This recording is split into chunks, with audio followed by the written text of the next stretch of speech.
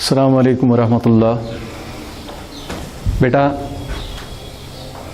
Share capital और 4 feature हमारा complete हो गया है, तो आज हम स्टार्ट करने जा रहे हैं with the next chapter and the chapter is debentures, issue of debentures, issue of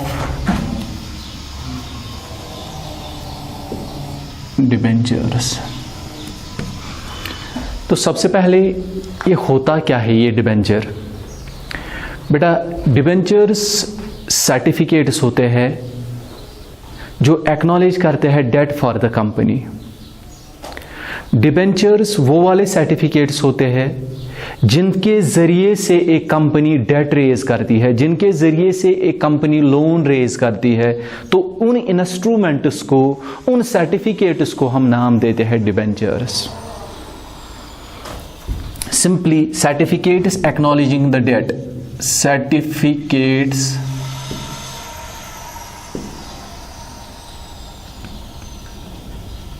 acknowledging the debt।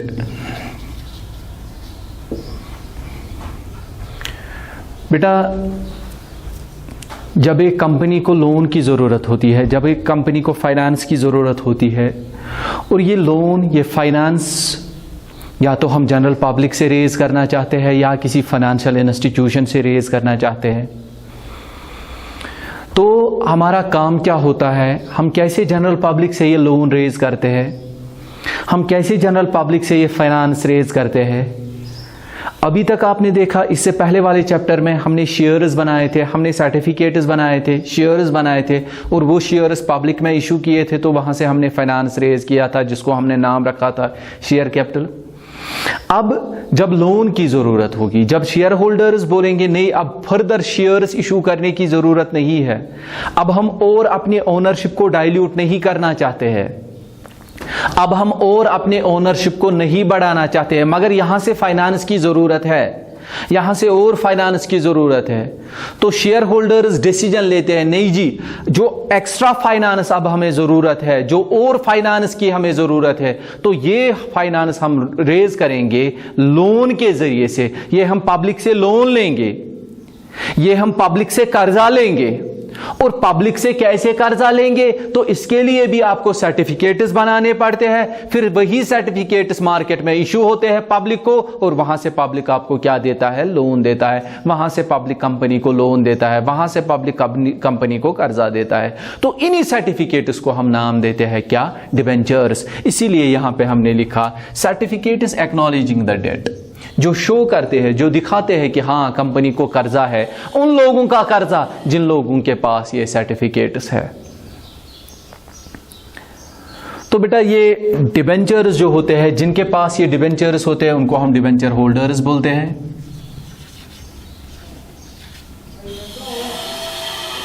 Debenture holders बोला जाता है उनको, जिनके पास डिबेंचर्स होते हैं। और याद रखो बेटा, ये डिबेंचर्स जो होते हैं, इन पे इंटरेस्ट मिलता है, इंटरेस्ट मिलता है इस पे। आपने देखा शेयर्स पे डिविडेंड मिलता है, तो कंपनी जो डिबेंचर्स इशू करते हैं, तो डिबेंचर होल्डर्स को डिविडेंड नहीं दिया जाता है, इनको इंटरेस्ट दिया जाता है।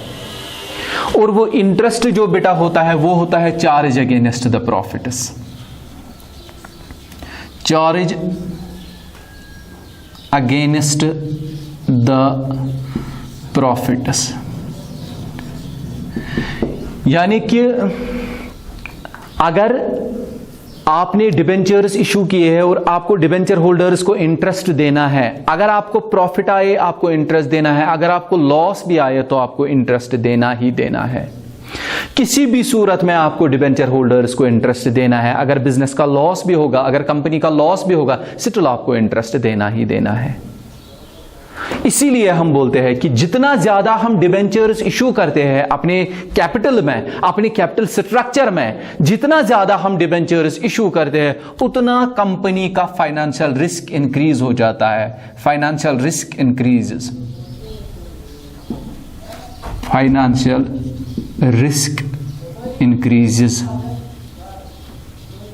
जितना ज्यादा आप डिबेंचर्स इशू करोगे उतना फाइनेंशियल रिस्क बढ़ जाता है, बिकॉज उतना आपको ज्यादा इंटरेस्ट देना पड़ेगा, और यहां से मे भी कभी कंपनी को लॉस आ जाए तो आपको स्टिल इंटरेस्ट देना पड़ेगा, आपका खर्चा स्टिल बढ़ेगा, तो वहां पे प्रॉब्लम हो सकती है। डिविडेंड आप तब देते हो, डिविडेंड जो है वो अप्रोप्रिएशन है, प्रॉफिट इसकी अप्रोप्रिएशन है, वो आप तब देते हो जब कंपनी का प्रॉफिट होगा।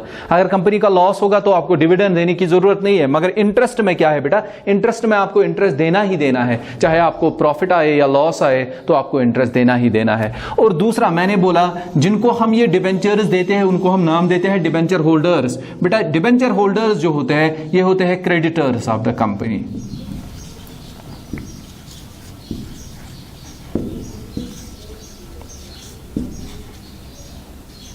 ये कंपनी के क्रेडिटर्स होते हैं, unlike the share holders. Share holders को हमने क्या बोला था, शेयर होल्डर्स को बोला था they are the owners of the company, वो ओनर्स होते हैं। मगर ये जो होते हैं डिबेंचर होल्डर्स ये क्रेडिटर्स होते हैं।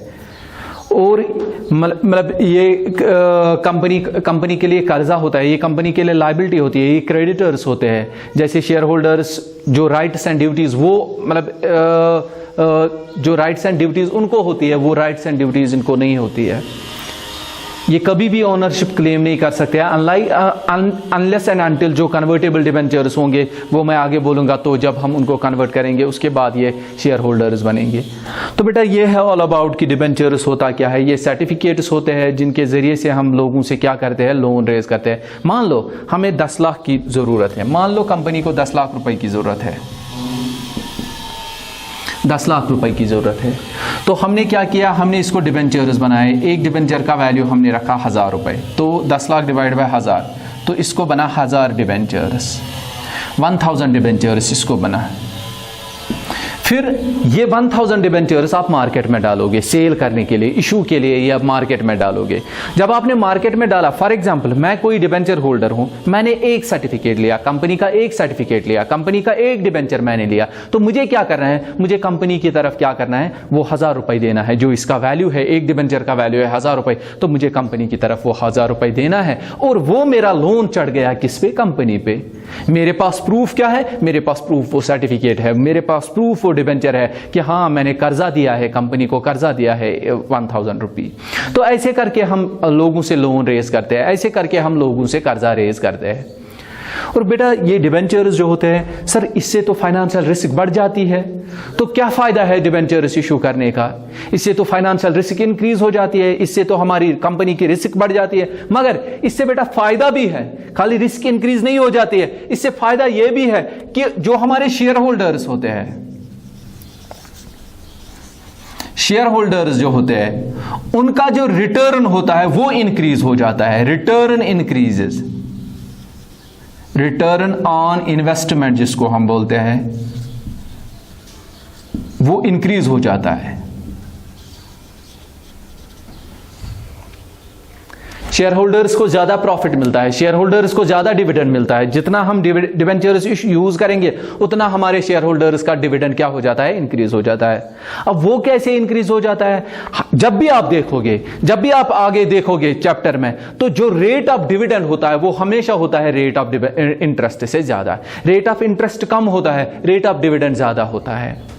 मान लो हमने डिविडेंड दिया, हमने फिक्स किया है डिविडेंड देंगे हम 15%, तो इंटरेस्ट हम 10% ही देंगे। तो जो 5% बचा वो 5% किनको जाएगा, वो तो ओनर्स को ही जाएगा, वो तो शेयर होल्डर्स को ही जाएगा। तो जितना ज्यादा हम डिबेंचर्स यूज करेंगे उतना नो डाउट हमारा फाइनेंशियल रिस्क बढ़ जाता है, मगर यहां से हमारा रिटर्न भी बढ़ जाता है। हम यहां से हमारे शेयर होल्डर्स का जो इनकम है, शेयर होल्डर्स की जो डिविडेंड है शेयर होल्डर्स का, वो भी बढ़ जाता है। तो ये है बेटा कि डिबेंचर होते क्या है। अब इसके टाइप्स, डिबेंचर्स के टाइप्स।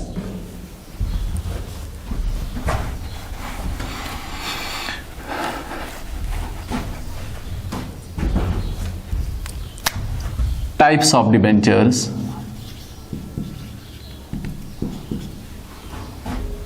बेटा सबसे पहला टाइप जो है जिसको हम नाम देते हैं secured debentures.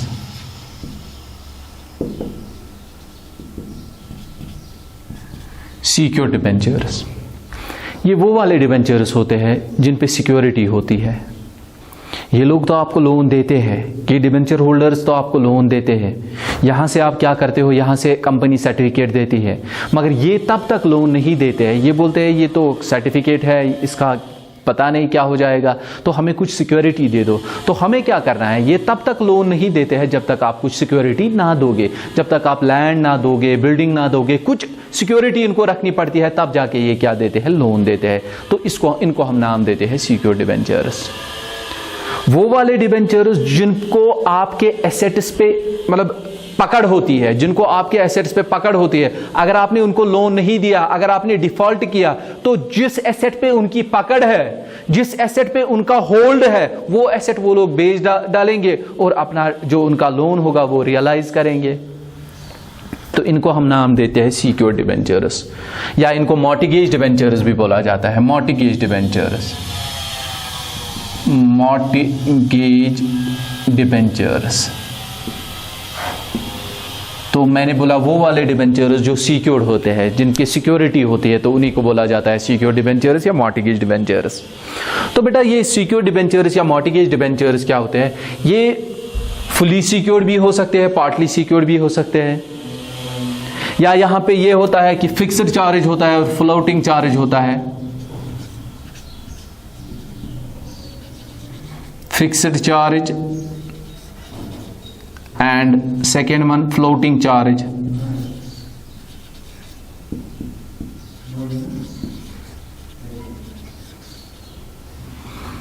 Fixed charge and floating charge मतलब फिक्स्ड चार्ज हो गया, आपने कोई पर्टिकुलर एसेट अपने डिबेंचर होल्डर को दिया, हाँ ये आपका एसेट है, इसको आप पकड़ लो, इस पे आप होल्ड करो। अगर हमने मतलब आपका डेट पे नहीं किया, अगर हमने आपके डेट को मतलब पे करने में हमने कोई डिफॉल्ट किया, तो आप ये एसेट बेच डालो और अपना डेट रियलाइज करो, अपना पैसा रियलाइज करो। तो इसको हम नाम देते हैं फिक्स्ड चार्ज। मतलब उसके पास कोई पर्टिकुलर एसेट है, वो सारे एसेट्स को नहीं ले सकता है, वो खाली वही एक एसेट ले सकता है। अगर हमने डिफॉल्ट किया तो वही एक एसेट ले सकता। फॉर एग्जाम्पल हमने उसको फर्नीचर दिया, तो वो खाली फर्नीचर पे अपनी पकड़ मतलब बना सकता है, खाली फर्नीचर को उठा सकता है और अपना डेट रियलाइज कर सकता है। दूसरा हो गया फ्लोटिंग चार्ज। फ्लोटिंग चार्ज में बेटा क्या हो सकता है, होता है फ्लोटिंग चार्ज में हमने हर कोई एसेट अपने डिबेंचर होल्डर के पास रखा होता है, जिस एसेट को भी वो कल पकड़े तो वो उस एसेट ले सकता है और अपना डेट रियलाइज कर सकता है। वो मशीनरी भी ले सकता है, वो फर्नीचर भी ले सकता है, वो जो एसेट होगा, जो एसेट उसको फिर आएगा, जिस एसेट से उसको लगता है कि मेरा डेट रियलाइज हो जाएगा, तो वो एसेट उठा के वो अपना डेट रियलाइज कर सकता है। तो इसको हम नाम देते हैं फ्लोटिंग चार्ज। सो फिक्स्ड चार्ज में क्या है, खाली एक पर्टिकुलर एसेट डिबेंचर होल्डर के पास बंद रहता है। फ्लोटिंग चार्ज में कोई भी एसेट डिबेंचर होल्डर के पास बंद रहता है, फिर जो मतलब अगर हमने डिफॉल्ट किया तो जो भी एसेट उसके पकड़ में आए वो बेच के वो अपना डेट रियलाइज कर सकता है। ये हो गया सिक्योर्ड डिबेंचर्स। दूसरा है बेटा अनसिक्योर्ड डिबेंचर्स। अनसिक्योर्ड या नैक डिबेंचर्स।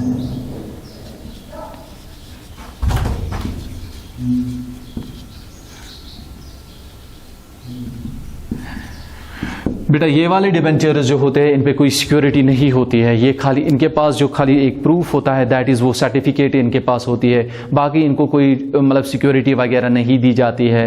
ये मतलब पैसे देते हैं तो यहाँ से हम इनको क्या देते हैं, सर्टिफिकेट देते हैं। और ये मतलब जैसे बाकी अनसिक्योर्ड क्रेडिटर्स होते हैं वैसे ही ये वाले डिबेंचर्स भी होते हैं। जब उन अनसिक्योर्ड क्रेडिटर्स को, जो आपके क्रेडिटर्स होते हैं अनसिक्योर्ड क्रेडिटर्स, जब उनको पेमेंट मिलती है तो वहां पे इनको भी पेमेंट मिलती है। अगर हमने इनकी पेमेंट की तो जब बाकी लोगों को पेमेंट मिलती है अनसिक्योर्ड क्रेडिटर्स को, तो इनको भी पेमेंट मिलती है उन्हीं के साथ। इनको कोई पर्टिकुलर प्रेफरेंस नहीं दी जाती है, इनको कोई पर्टिकुलर मतलब कोई पर्टिकुलर चीज इनके पास बंद नहीं रखते हैं हम लोग।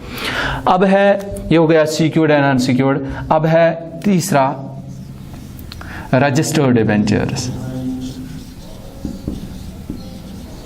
Registered debentures. बेटा रजिस्टर्ड डिबेंचर्स हो गए वो वाले डिबेंचर्स जिन डिबेंचर होल्डर्स का नाम, जिन डिबेंचर्स को कंपनी की डिबेंचर होल्डर की रजिस्टर में रजिस्टर किया जाता है, तो वहां पे एंटर किया जाता है, तो उसको हम नाम बोलते हैं रजिस्टर्ड डिबेंचर्स। जिनका नाम कंपनी के रजिस्टर में लिखा जाता है, डिबेंचर होल्डर्स का नाम वहाँ पे लिखा जाता है, तो उनको हम नाम बोलते हैं क्या? Registered debentures. बेटा ये वाले डिबेंचर्स जो है ये खाली मियर डिलीवरी से ट्रांसफ़र नहीं हो सकते हैं। अगर आप कभी इन डिबेंचर्स को बेचना चाहोगे, अगर आप कभी ये डिबेंचर्स आपके पास है तो आपका नाम कंपनी की रजिस्टर में लिखा है, अगर आप कभी चाहोगे कि ये डिबेंचर्स हमें सेल करने हैं, ये डिबेंचर्स मुझे भेजने हैं, आप मुझे नहीं रखने हैं, तो आप खाली एक मतलब उस बंदे को दोगे जिस बंदे को आप सेल करना चाहोगे, तो बस हो गया। इतना यही नहीं है, आपको क्या करना है, आपको एक ट्रांसफर डीड बनानी है और वो ट्रांसफर डीड कंपनी पे शो करनी है, वो ट्रांसफर डीड कंपनी पे दिखानी है कि हाँ हमने ये डिबेंचर्स सेल किए। तो उसके बाद वो क्या करेंगे, उसके बाद ही ये आपका जो आपने ट्रांसफर किया ये वैलिड माना जाएगा। उसके बाद कंपनी क्या करेगी, मतलब उस आपका नाम में भी आपका नाम काटे और उसका नाम कंपनी के रजिस्टर में लिखे, या वो ट्रांसफर डीड जो होगी वो कंपनी के पास एक प्रूफ रहेगी कि हाँ ये डिबेंचर सब आपके नहीं रहे, ये डिबेंचर सब दूसरे के हैं। तो बेटा इनको हम नाम देते हैं क्या? Registered debenture. सिंपली वो वाले डिबेंचर्स जिनकी रजिस्ट्रेशन कंपलसरी है, जिनकी रजिस्ट्रेशन जरूरी है, उनको हम नाम देते हैं रजिस्टर्ड डिबेंचर्स। बेटा ये डिबेंचर्स आप मेयर डिलीवरी से ट्रांसफर नहीं कर सकते हो। दूसरा है फोर्थ वन, अनरजिस्टर्ड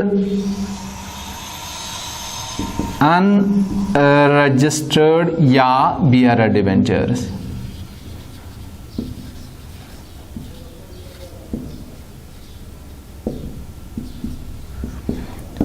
अनरजिस्टर्ड या बियरर डिबेंचर्स, वो वाले डिबेंचर्स जिनका नाम कंपनी के रजिस्टर में जरूरी नहीं है मेंशन करना, तो उसको अनरजिस्टर्ड या बियरर डिबेंचर्स बोलते हैं। यहाँ पे इंटरेस्ट किसको मिलता है? डिबेंचर होल्डर्स को तो मेनली इंटरेस्ट मिलता है। यहाँ पे इंटरेस्ट किसको मिलता है? जिसके पास इंटरेस्ट का कूपन होगा तो वही इंटरेस्ट हासिल कर सकता है। तो उसको हम नाम मतलब इन वाले डिबेंचर्स को हम नाम देते हैं क्या? अनरजिस्टर्ड या बियरर डिबेंचर्स, जिनको कोई रजिस्ट्रेशन की जरूरत नहीं है। ये सिंपली मेयर ट्रांसफर मतलब डिलीवरी से ट्रांसफर हो सकते हैं। अगर आप कभी इनको भेजना चाहो तो आप आराम से भेज सकते हो। आपको कोई ट्रांसफर डीड बना, आपको ये मतलब कंपनी में वहां पे शो करने की जरूरत नहीं है हाँ मेरे पास डिबेंचर्स है, मैं किसी और को सेल करूंगा, वो किसी और को सेल करेगा, वो किसी और को सेल करेगा। तो जब भी चाहो आप वो ये डिबेंचर्स आप सेल कर सकते हो। खाली आपको क्या करना है, इंटरेस्ट का कूपन उस पार्टी को देना है जिस पार्टी को आपने सेल किया, तो वो जाके अपना इंटरेस्ट हासिल कर सकता है मतलब कंपनी से। ये हो गए बेटा अनरजिस्टर्ड डिबेंचर्स। अब है fifth one, redeemable debentures. Redeemable debentures, बेटा रिडीमेबल डिबेंचर्स हो गए वो वाले डिबेंचर्स जिनको आप during the life time of the company क्या करते हो, वापस करते हो, पेमेंट वापस करते हो। जब कंपनी चल रही होती है तो कंपनी चलने के दौरान ही आप लोग क्या करते हो, कंपनी चलने के दौरान ही आप इनकी पेमेंट वापस करते हो। से आफ्टर 5 ईयर्स, 10 ईयर्स, 15 ईयर्स, हमने एक एग्रीमेंट पहले ही बनाया था कि हम क्या करेंगे, से आफ्टर 5 ईयर्स या 10 ईयर्स हम आपकी पेमेंट वापस करेंगे और उस टाइम आपको क्या करना है, डिबेंचर्स को वापस देना है, सर्टिफिकेट्स को वापस देना है। तो इनको हम नाम देते हैं रिडीमेबल डिबेंचर्स। जिनकी पेमेंट वापस करेंगे उसी को नाम दिया जाता है क्या, रिडीमेबल डिबेंचर्स। इसके साथ और एक है इरिडीमेबल डिबेंचर। इरिडीमेबल डिबेंचर्स, बेटा इरिडीमेबल डिबेंचर्स हो गए वो वाले डिबेंचर्स जिनको आप during the life time of the company वापस नहीं कर सकते। ये खाली उसी टाइम वापस पे किए जाते हैं जब कंपनी क्लोज हो जाती है, जब कंपनी वाइंड अप हो जाती है, तब ये वापस क्लोज हो जाते हैं, तब तक इनकी पेमेंट वापस नहीं की जाती है। तो इनको हम नाम देते हैं इरिडीमेबल डिबेंचर्स। ये परपेचुअल डिबेंचर्स होते हैं, ये कंटिन्यूअसली कंपनी के साथ रहते हैं, ये बराबर लाइफ टाइम जितना कंपनी का लाइफ है उस टाइम तक ये कंपनी के पास रहते हैं, और जब कंपनी क्लोज हो जाती है तो वहां पे इनको वापस पेमेंट की जाती है। उनको हम नाम देते हैं इरिडीमेबल डिबेंचर्स। अब और एक है कन्वर्टेबल डिबेंचर्स।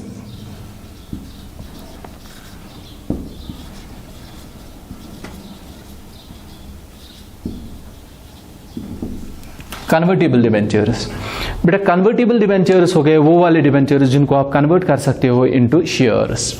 जिनको आप शेयर्स में कन्वर्ट कर सकते हो तो उनको कन्वर्टेबल डिबेंचर्स बोलते हैं। बिकॉज मोस्ट ऑफ द जो लोग होते हैं, जो जनरल पब्लिक होते हैं, वो चाहते हैं कि हमें शेयर्स ही मिले और स्पेशली इक्विटी शेयर्स मिले। तो वो वाले डिबेंचर्स जिनको हम कन्वर्ट कर सकते हैं इनटू शेयर्स, तो उनको हम क्या बोलते हैं? Convertible debentures. और एक है non convertible debentures. Non convertible debentures. बेटा नॉन कन्वर्टेबल हो गया वो वाले डिबेंचर्स जिनको आप कन्वर्ट नहीं कर सकते हो। ये डिबेंचर्स होते हैं और डिबेंचर्स ही रहते हैं। और यहां पे मैं एक चीज ऐड करना चाहूंगा कि डिबेंचर्स जो है इनका दूसरा नाम बॉन्ड्स भी है। इनको बॉन्ड्स भी बोला जाता है या इनको डिबेंचर स्टॉक भी बोला जाता है। डिबेंचर स्टॉक, इनको बॉन्ड्स भी बोला जाता है या डिबेंचर स्टॉक भी बोला जाता है। अब और एक टाइप है, इसीलिए मैंने यहां पे बॉन्ड्स बोला। अब और एक टाइप है last one, that is zero coupon bonds. Zero coupon bonds या जीरो कूपन डिबेंचर्स बोलो, जीरो कूपन बॉन्ड्स या जीरो कूपन डिबेंचर्स। बेटा ये वो वाले डिबेंचर्स होते हैं जिनको इंटरेस्ट नहीं मिलता है, इन पे मतलब इंटरेस्ट नहीं दिया जाता है। अरे सर इनकी तो मेन इनकम इंटरेस्ट ही है, तो जब इनको इंटरेस्ट नहीं दिया जाता है तो फिर क्या फायदा है ऐसे डिबेंचर्स लेने का? बेटा ये वाले डिबेंचर्स फायदा है। कैसे फायदा है? जब इनको इशू किया जाता है तो इनको डीप डिस्काउंट पे इशू किया जाता है। अगर डिबेंचर का वैल्यू है 100 तो हम डिबेंचर होल्डर को ये 50 में ही देते हैं, तो 50 रुपए तो उसको वहां पे फायदा आएगा। जब हम वापस रिडीम करते हैं, जब वापस देते हैं, तो हम रिडीम करते हैं एट प्रीमियम, हम रिडीम करते हैं eight premium, at high premium. तो वहां पे अगर डिबेंचर का वैल्यू था 100 तो हमने उसको 150 दिया। तो जो इंटरेस्ट उन्होंने सैक्रिफाइस किया, जो इंटरेस्ट उनको लॉस हो गया, वो इंटरेस्ट उन्होंने यहां से क्या किया? कंपनसेट किया। तो इन डिबेंचर्स को हम नाम देते हैं जीरो कूपन बॉन्ड्स या जीरो कूपन डिबेंचर्स। वो वाले डिबेंचर्स जिन पे इंटरेस्ट नहीं मिलता है बल्कि इनको इशू किया जाता है एट डीप डिस्काउंट और रिडीम किया जाता है एट हाई प्रीमियम। तो जो इंटरेस्ट ये लोग सैक्रिफाइस करते हैं, जो इंटरेस्ट इनको लॉस होता है, वो इंटरेस्ट इनको यहां से क्या हो जाता है? कंपनसेट हो जाता है। ये है डिबेंचर्स और इसके टाइप्स। बेटा अब है इशू ऑफ डिबेंचर्स। तो आपने जैसे आपने शेयर्स को इशू किया वैसे ही डिबेंचर्स को भी इशू करना है। फर्क सिर्फ इतना है कि शेयर्स हमने इशू किए थे एट पार और एट प्रीमियम। डिबेंचर्स इशू हो सकते हैं एट पार भी, एट प्रीमियम भी और एट डिस्काउंट भी। डिबेंचर्स इशू हो सकते हैं, डिबेंचर्स इशू हो सकते हैं एट पार भी, एट प्रीमियम भी, एट डिस्काउंट भी। एंट्रीज आपको वही करने हैं, एंट्रीज में कोई चेंज नहीं करनी है। एंट्रीज वही के वही करने हैं जो आपने शेयर कैपिटल में एंट्रीज किए, वही एंट्रीज यहां पे भी करने हैं। खाली फर्क इतना होगा कि वहां पे हमने शेयर्स इशू किए थे एट पार या एट प्रीमियम, यहां पे डिबेंचर्स इशू हो जाएंगे at par, at premium, at या एट डिस्काउंट। और दूसरा चीज जो आपको याद रखना है कि डिबेंचर्स को हम बैलेंस शीट में कहां दिखाएंगे? डिबेंचर्स को हम बैलेंस शीट में कहां दिखाएंगे? मैंने शायद ऑलरेडी आप लोगों को दिखाया है कि डिबेंचर्स जो है ये आते हैं under the heading non current liabilities. Non current liabilities के अंडर लिखा जाता है डिबेंचर्स। मैंने आप लोगों को शेयर कैपिटल में दिखाया था, ऊपर लिखते हैं हम equities and liabilities. Equities and liabilities में आता है पहली मतलब शेयर होल्डर्स फंड्स, तो वहां पे शेयर कैपिटल आता है, शेयर कैपिटल में रिजर्व्स एंड शेयर कैपिटल आता है, रिजर्व्स एंड सरप्लसेस आता है। उसके बाद मैंने दूसरी हेडिंग बोली थी non current liabilities. Non current liabilities में आता है बेटा डिबेंचर्स। वहां पे आपको डिबेंचर्स रिकॉर्ड करने हैं कि डिबेंचर्स कितने हैं, क्या कितना हमने पैसा लिया, वो सारा हमें दिखाना है नॉन करंट लाइबिलिटीज में। तो बेटा इशू हम कैसे करेंगे? इशू मैंने बोला एट पार, एट प्रीमियम या एट डिस्काउंट करना है। तो एंट्रीज क्या करने हैं? बराबर वही एंट्रीज। आपको एप्लीकेशन पे पैसा लेना है, आपको ये एप्लीकेशन का पैसा ट्रांसफर करना है, अलॉटमेंट का पैसा ट्रांसफर करना है, उसके बाद अलॉटमेंट के पैसे लेने हैं, उसके बाद फर्स्ट कॉल को ट्रांसफर करना है, उसके बाद पैसे लेने हैं। तो ये सारा जो आपने शेयर कैपिटल में किया वो यहां पे भी करना है। फर्क सिर्फ इतना है, वहां पे जब आप ट्रांसफर करते थे तो हम लिखते थे share capital, share capital, share capital. यहां पे डिबेंचर कैपिटल नहीं लिख सकते हैं, यहां पे सिंपली लिखना है आपको डिबेंचर्स, बस फर्क इतना है। यहां पे सिंपली आपको डिबेंचर्स और डिबेंचर का नाम लिखना है। अगर 10% डिबेंचर लिखा है तो फॉर एग्जांपल हमें शेयर एप्लीकेशन ट्रांसफर करना है डिबेंचर्स में, तो मान लो 10% डिबेंचर्स है, तो हम करेंगे share debenture application account debit to 10% debentures account, जो नाम होगा डिबेंचर्स का। Debenture allotment account debit to 10% debentures account, debenture first call account debit to 10% debentures account, जो नाम होगा डिबेंचर का वही लिखना है। डिबेंचर कैपिटल लिखने की जरूरत नहीं है, जैसे शेयर कैपिटल लिखा था वैसे डिबेंचर कैपिटल लिखने की जरूरत नहीं है। तो बेटा ये था all about introduction of debentures और इसके टाइप्स। अब इंशाल्लाह जो क्वेश्चंस होंगे, एंट्रीज आपको पता है, अब पहले एप्लीकेशन पे कैश लेना है, उसके बाद एप्लीकेशन को ट्रांसफर करना है, अलॉटमेंट को पहले ट्रांसफर ही करना है, उसके बाद कैश लेना है, फर्स्ट कॉल फाइनल कॉल जितने भी होंगे उनको पहले ट्रांसफर करना है, उसके बाद कैश लेना है। मगर फर्क अब मतलब इन पे अब इंशाल्लाह क्वेश्चन किए जाएंगे, वो क्वेश्चन इंशाल्लाह हम अगले लेक्चर में करेंगे। फिलहाल आपको इतना याद रखना है कि डिबेंचर्स इशू होते हैं एट पार भी, एट प्रीमियम भी और एट डिस्काउंट भी। तो इंशाल्लाह क्वेश्चन हम अगले लेक्चर में देखेंगे।